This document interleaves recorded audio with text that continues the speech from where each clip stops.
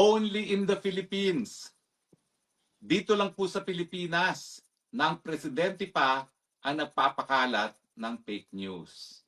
Mantakin niyo po, si Junior pa, aka Bangag, ang nagkalat ng balita na naaresto raw si Zaldico sa Prague. Bakit ko naman sinasabing fake news yan? Eh di simple, tinawagan ko yung immigration police sa Prague at tinanong ko kung nandun ba ang Elizalde ko. Sumagot sila, wala.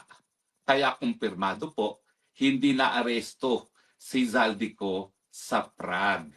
Hindi ko nga maintindihan bakit ang mainstream media kinakailangan na pagkatiwalaan ang salita ng isang presidente na alam naman natin wala sa tamang pag-iisip dahil siya ay bangag. Pero ang tanong, bakit atat na atat ba itong presidenteng ito na siya pa ang mag-aanunsyo di umano na naaresto na si Zaldico?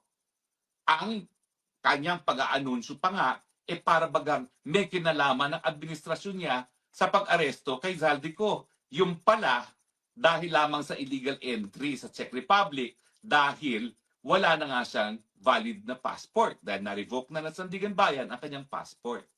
So bakit presidente pa kinakailangan mag-anunsyo? Well, obviously, kasi gigil na gigil siya kay Zaldico. For the most trusted source of news and information, visit our website at www.bomboradio.com. Follow us on Bombo Radio mobile app, Facebook, YouTube, TikTok, and X, formerly Twitter. Like, share, and stay connected. Anytime, anywhere.